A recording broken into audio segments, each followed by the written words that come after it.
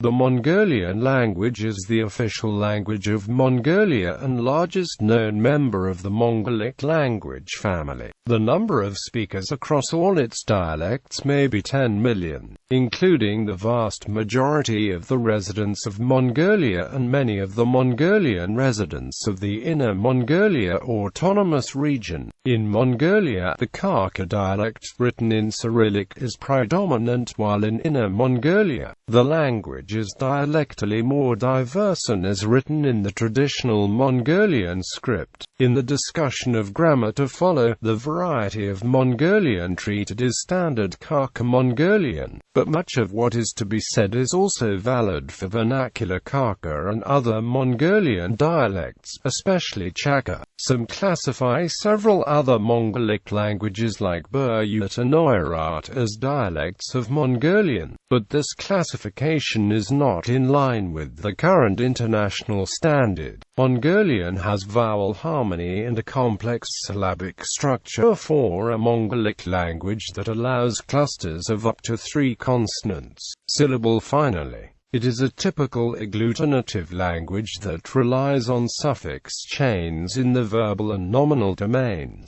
While there is a basic word order, subject-object-predicate ordering among noun phrases is relatively free, so grammatical roles are indicated by a system of about 8 grammatical cases. There are 5 voices. Verbs are marked for voice aspect, tense, and epistemic modality, evidentiality. In sentence linking, a special role is played by converbs. Modern Mongolian evolved from Middle Mongol, the language spoken in the Mongol Empire of the 13th and 14th centuries. In the transition, a major shift in the vowel harmony paradigm occurred. Long vowels developed, the case system was slightly reformed, and the verbal system was restructured. Mongolian is distantly related to the Khitan language. It belongs to the Northern Asian linguistic area including the Turkic, Mongolic, Tungusic, Korean and Japonic languages. These languages have been grouped under the still debated Altaic language family and contrasted with the mainland Southeast Asia linguistic area. Mongolian literature is well attested in written form from the 13th century but has earlier Mongolic precursors in the literature of the Khitan and other Abe peoples. Geographic distribution. Mongolian is the official national language of Mongolia, where it is spoken by nearly 2.8 million people, and the official provincial language of China's Inner Mongolia Autonomous Region, where there are at least 4.1 million ethnic Mongols. Across the whole of China, the language is spoken by roughly half of the country's 5.8 million ethnic Mongols. However, the exact number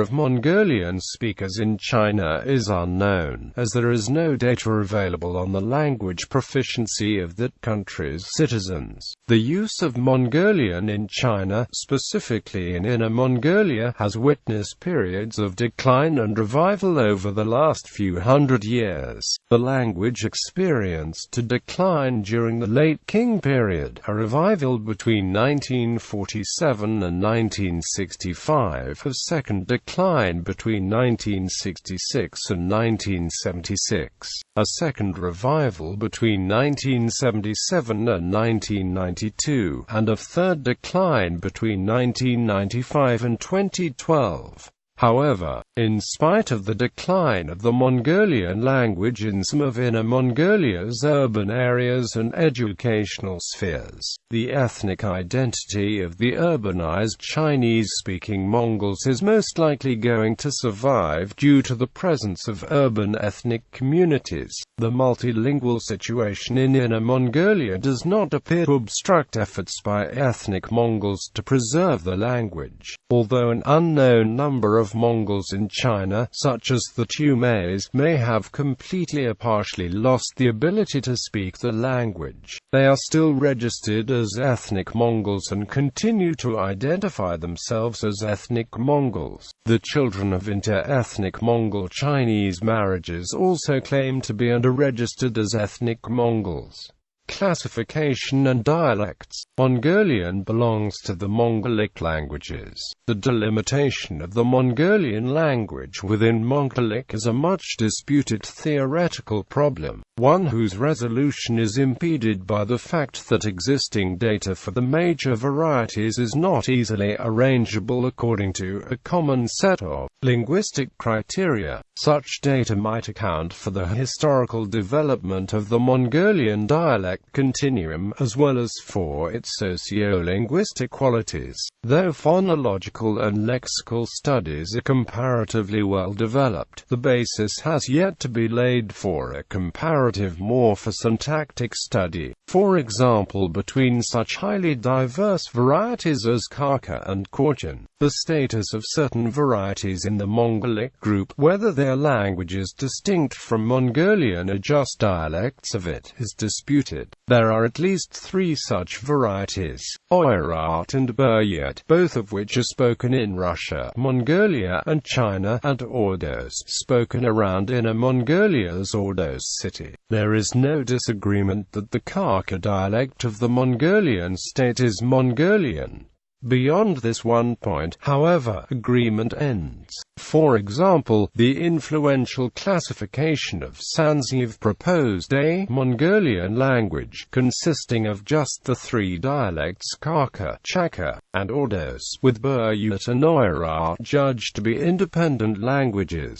On the other hand, Loves and Vanden proposed a much broader Mongolian language consisting of a central dialect, and eastern dialect, a western dialect, and a northern dialect.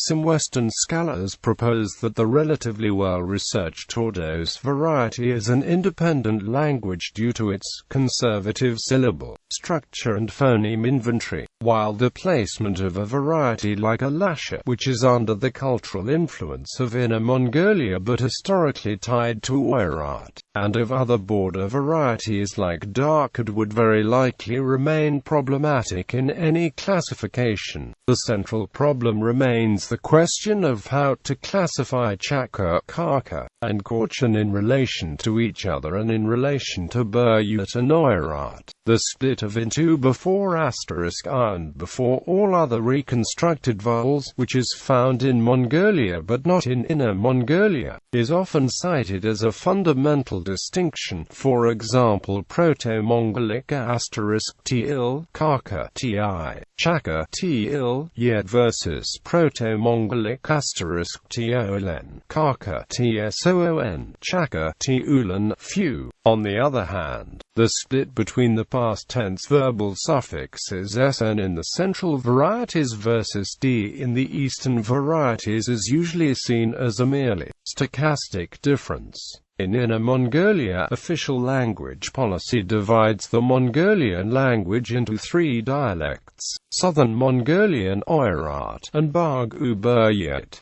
Southern Mongolian is said to consist of Chakhar, Ordos, Baran, Korchan, Kachin, and Alasha. The authorities have synthesized a literary standard for Mongolian in whose grammar is said to be based on Southern Mongolian and whose pronunciation is based on the Chakhar dialect as spoken in the plain Blue Banner. Dialectologically, however, Western Southern Mongolian dialects are closer to Khalkha than they are to Eastern Southern Mongolian dialects. For example, Chakhar is closer to Khalkha than to Korchan. Besides Mongolian or Central Mongolic, other languages in the Mongolic grouping include Dag, spoken in eastern Inner Mongolia, Heilongjiang, and in the vicinity of Takang in Xinjiang, the Shirongolic subgroup Shira-Yugur, Bonan, Dongxiang, Mongo, and Kangjia, spoken Qinghai and Gansu regions, and the possibly extinct Mughal of Afghanistan. As for the classification of the Mongolic family relative to other languages, the Altaic theory proposes that the Mongolic family is a member of a larger Altaic family that would also include the Turkic and Tungusic, and usually Koreanic languages and Japonic languages as well. Grammar. The following description is based primarily on Khalkha Mongolian. In particular, the phonology section describes the Khalkha dialect as spoken in Ulaanbaatar, Mongolia's capital. The phonologies of other varieties such as Ordos, Kachin, and even Chakhar differ considerably. In contrast, most of what is said about morphology and syntax also holds true for Chakhar, while Kachin is somewhat more diverse. Phonology. This section discusses the phonology of Khalkha Mongolian with subsections on vowels, consonants, phonotactics and stress. Vowels. The standard language has 7 monophthong vowel phonemes. They are aligned into 3 vowel harmony groups by a parameter called ATR. The groups are -ATR, +AT, and neutral. This alignment seems to have superseded an alignment according to oral Backus. However, some scholars still describe Mongolian as being characterized by a distinction between front vowels and back vowels, and the front vowel spellings O and U are still often used in the West to indicate 2 vowels which were historically front. The Mongolian vowel system also has rounding harmony.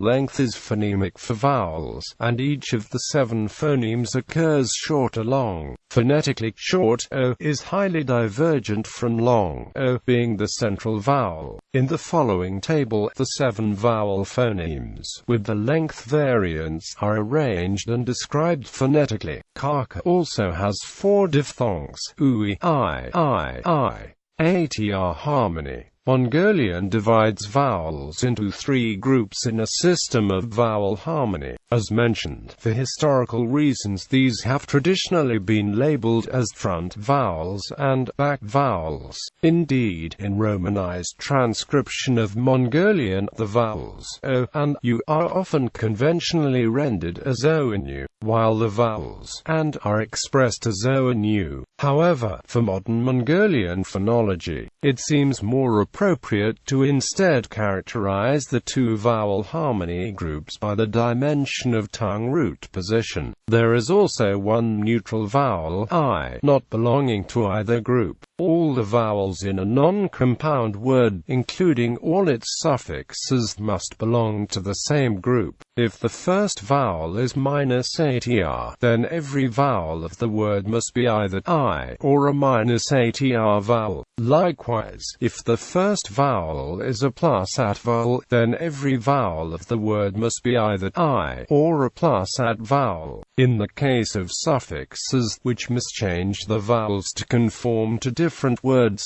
2 patterns predominate. Some suffixes contain an archiphoneme A that can be realized as A, E, O. For example, ORX household plus ROX or bio-household, XAR century plus RXAR bio-century. Other suffixes can occur in U, being realized as U, in which case all -ATR vowels lead to and all +AT vowels lead to U.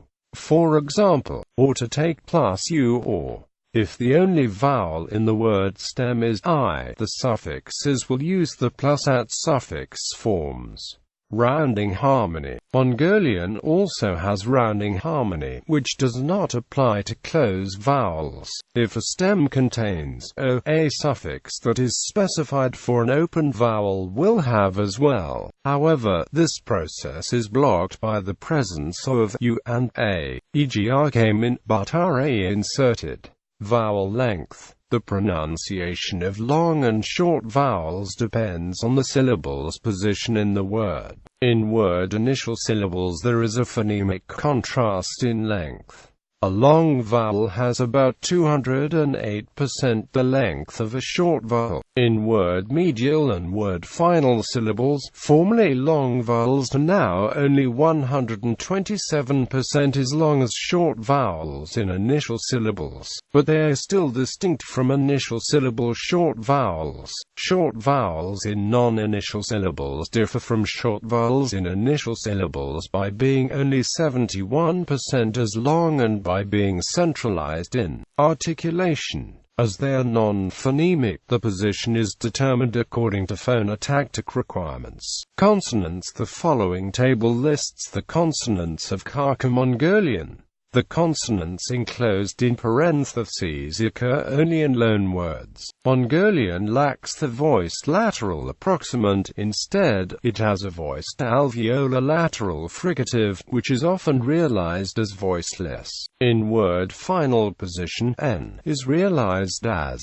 The occurrence of palatalized consonant phonemes seems to be restricted to words that contain vowels. Aspirated consonants are pre-aspirated in medial and word final contexts, devoicing preceding consonants and vowels. Devoiced short vowels are often deleted. Syllable structure and phonotactics. The maximal syllable is CVVCCC, where the last C is a word final suffix.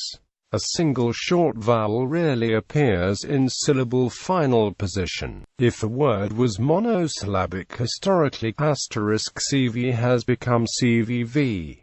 Is restricted to codas, and P do not occur in codas for historical reasons. For two consonant clusters, the following restrictions obtain. A palatalized consonant can be preceded only by another palatalized consonant, or sometimes by t and. N may precede only xt and. J does not seem to appear in second position. P and P do not occur as first consonant and as second consonant only if preceded by per meter or the palatalized counterparts. Clusters that do not conform to these restrictions will be broken up by an epenthetic non-phonemic vowel in a syllabification that takes place from right to left. For example, Hoyor 2 Azal work and Sarmag neutral are phonemically X junior at and Sarum respectively. In such cases, an epenthetic vowel is inserted so as to prevent disallowed consonant clusters. Thus, in the examples given above, the words are phonetically t and. The phonetic form of the epenthetic vowel follows from vowel harmony triggered by the vowel in the preceding syllable. Usually it is a centralized version of the same sound, with the following exceptions. Preceding U produces I will be ignored if there is a non-neutral vowel earlier in the word, and a post-alveolar or palatalized consonant will be followed by an epenthetic, as in stress. Stress in Mongolian is non-phonemic and thus is considered to depend entirely on syllable structure, but scholarly opinions on stress placement diverge sharply. Most native linguists, regardless of which dialect they speak, claim that stress falls on the first syllable. Between 1941 and 1975, several Western scholars proposed that the leftmost heavy syllable gets the stress, yet other positions were taken in works published between 1835 and 1915. Walker proposes that stress falls on the rightmost heavy syllable unless the syllable is word final. A heavy syllable is here defined as one that is at least the length of a full vowel. Short word initial syllables are thereby excluded. If the word is bisyllabic and the only heavy syllable is word final, it gets stressed anyway. In cases where there is only one phonemic short word initial syllable, even this syllable can get the stress. More recently, the most extensive collection of phonetic data so far in Mongolian studies has been applied to a partial account of stress placement in the closely related Chakhar dialect. The conclusion is drawn that di and trisyllabic words with a short first syllable are stressed on the second syllable, but if the first syllable is long, then the data for different acoustic parameters seems to support conflicting conclusions. Intensity data often seems to indicate that the first syllable is stressed, while F0 seems to indicate that it is the second syllable that is stressed. Morphology. Modern Mongolian is an agglutinative, almost exclusively suffixing language, the only exception being reduplication. Most of the suffixes consist of a single morpheme. There are many derivational morphemes. For example, the word barge consists of the root barge to be an epenthetic g, the causative uul, the derivative suffix lagi that forms nouns created by the action, and the complex suffix ynh denoting something that belongs to the modified word. Nominal compounds are quite frequent. Some derivational verbal suffixes are rather productive, e.g., jar, to speak, jarilts, to speak with each other. Formally, the independent words derived using verbal suffixes can roughly be divided into three classes. Final verbs, which can only be used sentence finally, na or o; participles, which can be used clause finally or attributively, i.e., sanamad; and converbs, which can link clauses or function adverbially, i.e., zetal. Roughly speaking, Mongolian has 8 cases: nominative, genitive, dative, accusative, ablative, instrumental, commutative, and directional. If a direct object is definite, it must take the accusative, while it must take the nominative if it is unspecific. In addition to case, a number of postpositions exist that usually govern genitive, ablative, or commutative case, or a form of the nominative that has sometimes vn either for lexical historical reasons or analogy. Nouns can take reflexive possessive clitics indicating that the marked noun is possessed by the subject of the sentence. By najzar avasan I friend reflexive possessive save perfect I saved my friend. However, there are also somewhat noun-like adjectives to which case suffixes seemingly cannot be attached directly unless there is ellipsis. Plurality may be left unmarked, but there are overt plurality markers, some of which are restricted to humans. A noun that is modified by a numeral usually does not take any plural affix. Personal pronouns exist for the first and second person, while the old demonstrative pronouns have come to form third-person pronouns. Other word classes include interrogative pronouns, conjunctions, spatials, and particles, the last being rather numerous. Negation is mostly expressed by guj after participles and by the negation particle bis after nouns and adjectives. Negation particles preceding the verb exist, but tend to be replaced by analytical constructions.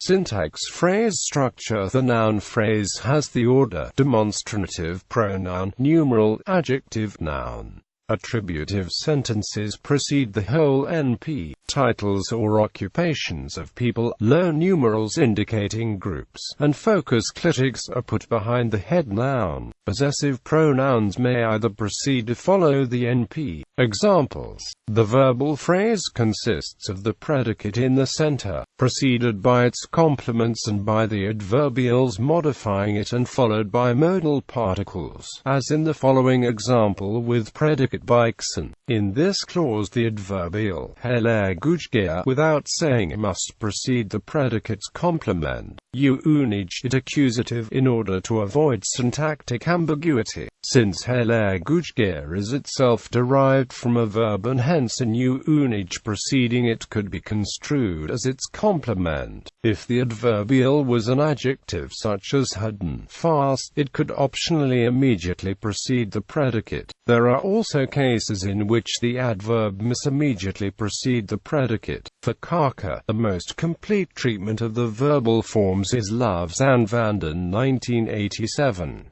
However, the analysis of predication presented here, while valid for Chakhar, is adapted from the description of Korchin by Matsuoka 2007. Most often, of course, the predicate consists of a verb. However, there are several types of nominal predicative constructions, with or without a copula, or auxiliaries that express direction and action. Art can, with the assistance of a linking converb, occupy the immediate postverbal position, e.g. Uz or hyson drink, converb leave perfect, dranka. The next position is filled by converb suffixes in connection with the auxiliary, barge to be, e.g. Taguzz barjna est, he run, converb in non past, she is running. Suffixes occupying this position express grammatical aspect, e.g., progressive and resultative.